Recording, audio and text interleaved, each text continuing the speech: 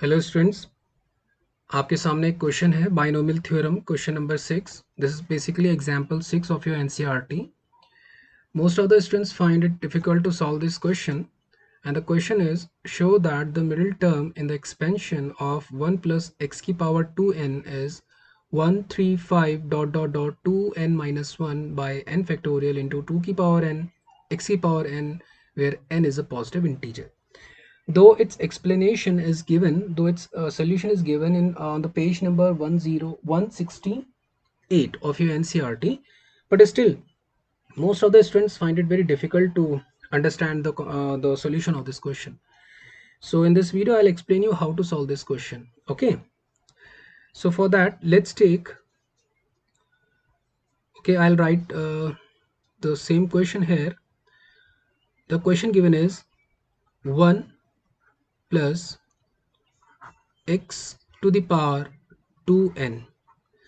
सो बेटा यहाँ पे मैं आपको दो कलर से इसको शो करूंगा सो दैट आप समझ पाएंगे कि n की टर्म्स में और n इक्वल्स टू 4 अगर मैं उसको पुट करता हूँ सो आंसर किस तरीके से मैच करेगा, ये आपको बेसिकली प्रूफ करना है. सो बेटा यहाँ पे 1 प्लस एक्स की पावर 2n है. बेटा एग्जाम्पल मैं लेके चल रहा हूँ, let's say n is equals to 4. So left hand side में मैं n इक्वल्स टू 4 लेके इसको सॉल्व करूंगा बेटा, एंड राइट हैंड साइड में मैं इसका पैरेलल मैं इसको आपको बताऊंगा कि किस तरीके से अगर आप 1 plus x to the power 2n ही रहने दें तो इसको आप कैसे समझेंगे. ठीक है बेटा. Now let's say n equals to 4 है बेटा, सो आप क्या इसको लिखते 1 plus x to the power 2 into 4, ये लिखते बेटा आप इसको ये भी लिख सकते हैं 1 plus x to the power 8. Similarly बेटा आप यहाँ पे पैरेलल में क्या लिखते हैं, मैं इसको डिफरेंट कलर से शो कर देता हूँ ताकि आपको समझना इजी हो जाएगा. आप यहाँ पे लिखते बेटा 1 plus x to the power 2 into n. अब देखिए बेटा 1 plus x to the power 8 को आप जब ओपन करेंगे बेटा आप कैसे सॉल्व करेंगे इसको देखिए.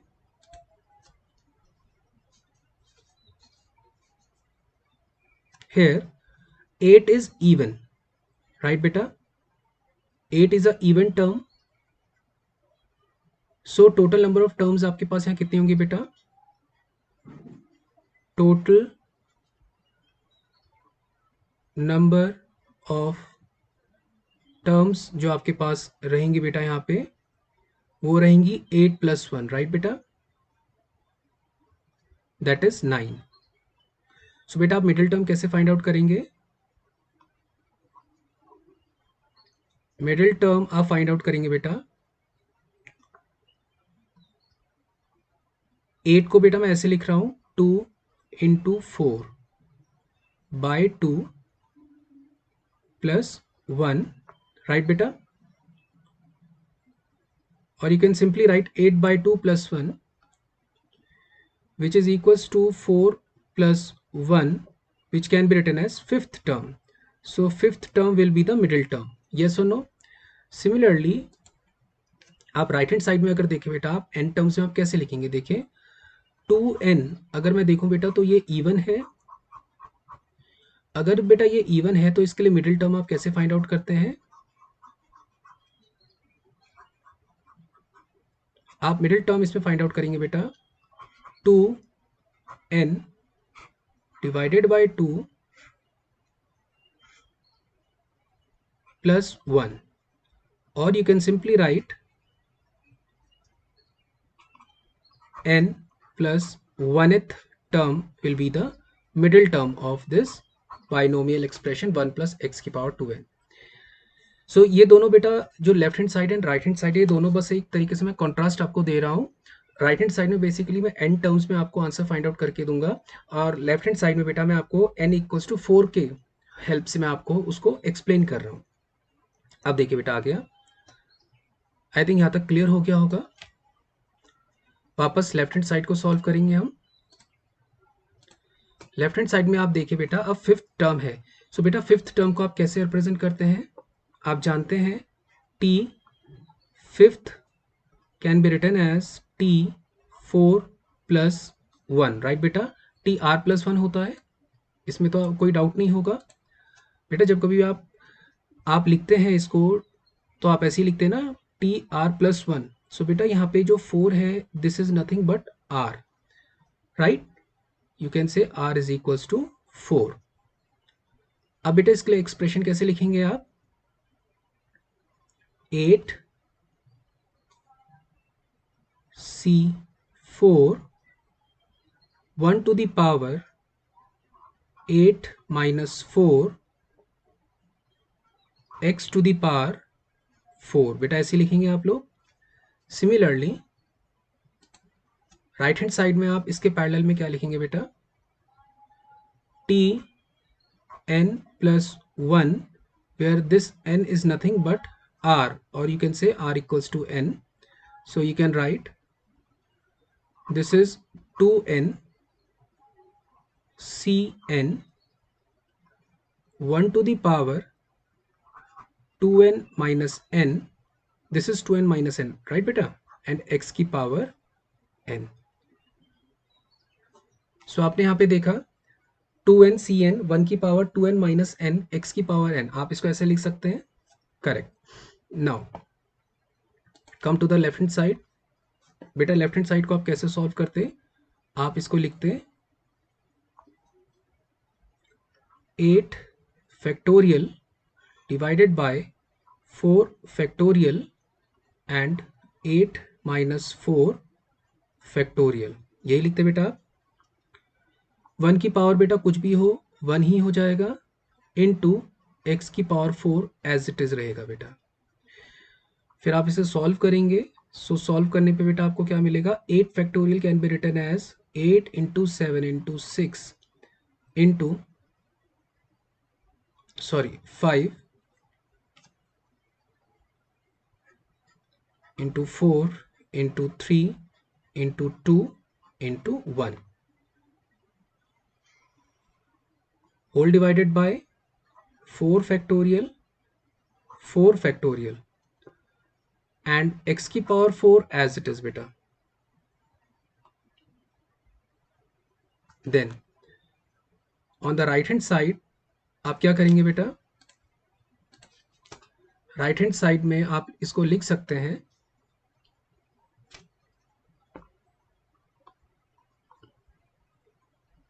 2n factorial divided by n factorial 2n minus n factorial। 1 की पावर बेटा कुछ भी रहे 1 ही रह जाएगा, एंड हेयर x की power n as it is. Now आप इसको लिख सकते हो बेटा 2n factorial can be written as 2n minus 1 2n minus 2 and up to so on 3 2 1 x की power n as it is whole divided by n factorial and n factorial, right बेटा? So आप देख पा रहे हैं LHS RHS same चल रहा है, बट LHS में क्या है, मैं x n इक्वल्स टू 4 की हेल्प से आपको इसको समझा रहा हूं, बस और कुछ नहीं है। अब देखिए बेटा, आप LHS को क्या मैं ऐसे लिख सकता हूं? 8 into 7 into 6 into 5 into 4 into 3 into 2 into 1 can also be written as 1 2 3 4 5 6 7 8, right बेटा? एंड x की power 4 as it is whole divided by 4 factorial as it is 4 factorial as it is. अब बेटा मैं इसको अलग अलग कर देता हूं, अलग अलग इन द सेंस मैं इवन एंड ऑड टर्म्स को मैं अलग अलग कर देता हूं, सेग्रीगेट कर देता हूं। आपने कहा सर कैसे? अब देखिए आप बेटा, यहाँ पे 1 3 5 और 7 ये ऑड टर्म्स अलग हो जाएंगे बेटा, और यहाँ पे आप देखेंगे इसी के साथ मल्टीप्लीकेशन में आपने इवन टर्म्स को बेटा अलग कर दिया। 2, 4, 6 एंड 8 एक्स की power 4 whole divided by 4 factorial and 4 factorial. Okay, right hand side में देखिए आप,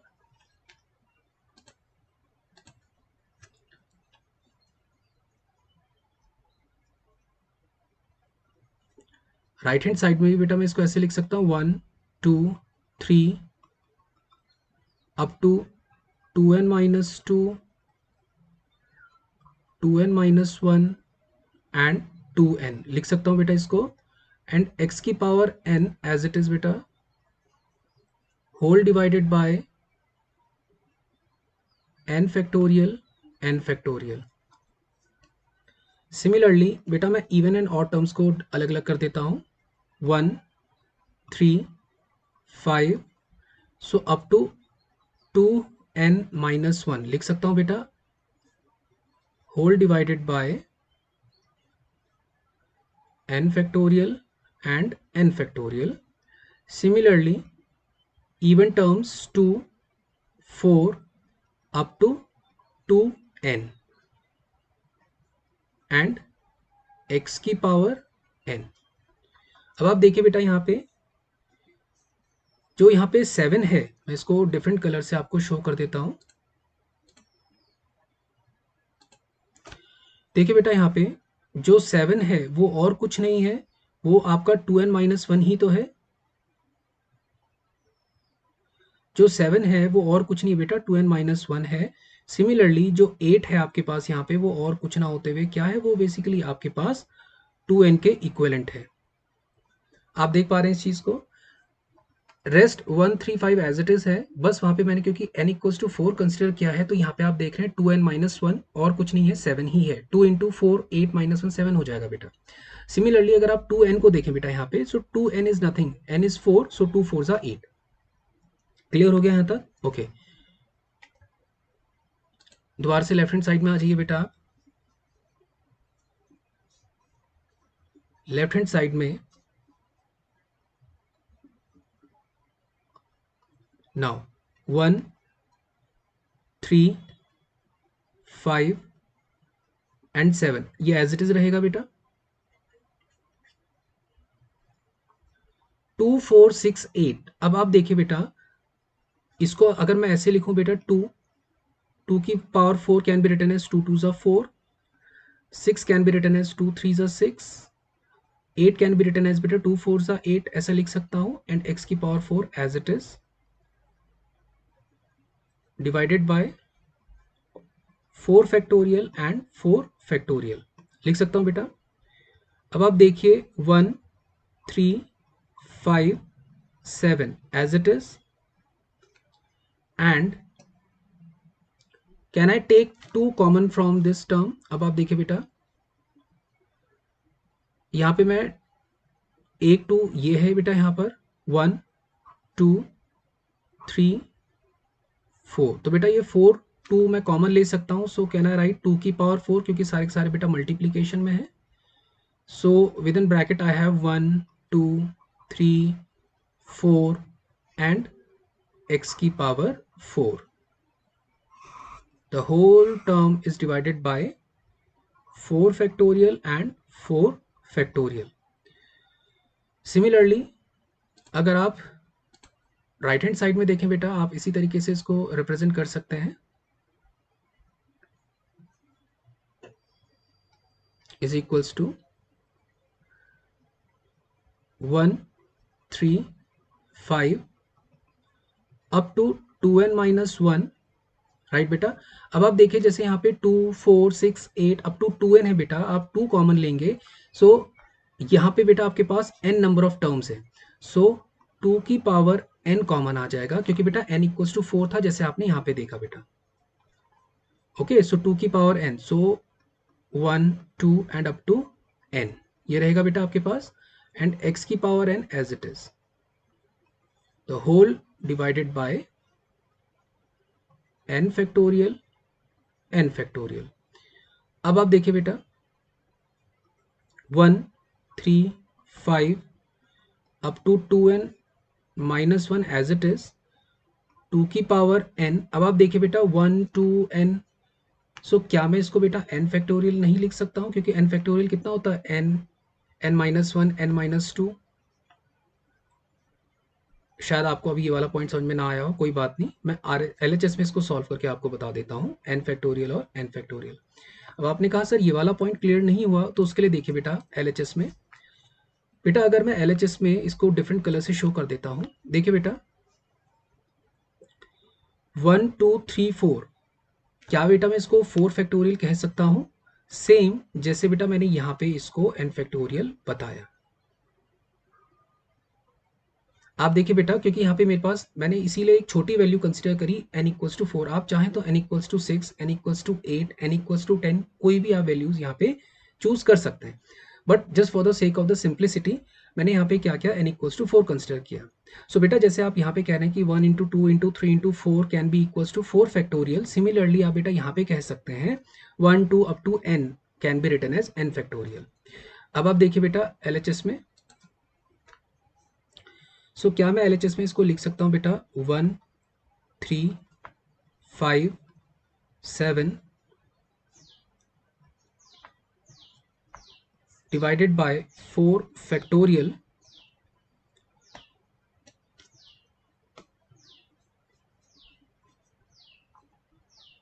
इंटू 2 की power 4 into 4 factorial and x की power 4 as it is divided by 4 factorial. So देखिए बेटा 4 फैक्टोरियल से 4 फैक्टोरियल कैंसिल आउट हो गया।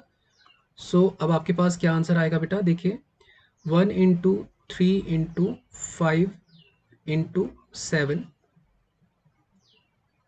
इंटू 2 की पावर 4 x की पावर 4 अपॉन 4 फैक्टोरियल, और यही तो आपको प्रूफ करना था बेटा। अब आपने कहा सर n टर्म्स की फॉर्म में कैसे आएगा, अब देखिए बेटा यहाँ पे RHS में, सो बेटा मैं यहाँ से कह सकता हूँ that n factorial can be cancel out by n factorial. So now the result is 1 3 5 up to 2n minus 1 2 की पावर n इंटू x की power n divided by n factorial. So इसीलिए LHS और RHS आप देख रहे हैं बेटा, सो LHS just मैंने इसलिए आपको समझाने के लिए n इक्वल्स टू 4 लिखा, ताकि आपका जो रिजल्ट आएगा RHS में वो आप उसको समझ पाए n टर्म्स में, क्योंकि जो आपका एग्जाम्पल नंबर 6 है on the page number 168 of your NCERT binomial theorem का, ये काफ़ी सारे स्टूडेंट्स n की टर्म्स में इसको समझना मुश्किल समझते हैं, ठीक है, उनको n की टर्म्स में समझ में नहीं आता है, इसलिए मैंने बेटा यहाँ पे n इज इक्वल्स टू 4 की टर्म्स में इसको समझाया है। आई थिंक ये क्वेश्चन समझ में आ गया होगा बेटा, n इक्वल्स टू 4 को लेकर हमने इस क्वेश्चन को समझाया, और लास्ट में ये क्या हो गया बेटा, हेंस प्रूव्ड। आई होप ये चीज़ समझ में आई होगी। सो बेटा इस वीडियो को आप देखिए और क्वेश्चन को समझने की कोशिश कीजिए, अगर नहीं समझ में आया बेटा तो आप कमेंट सेक्शन में मेंशन कर सकते हैं। Okay students, thank you.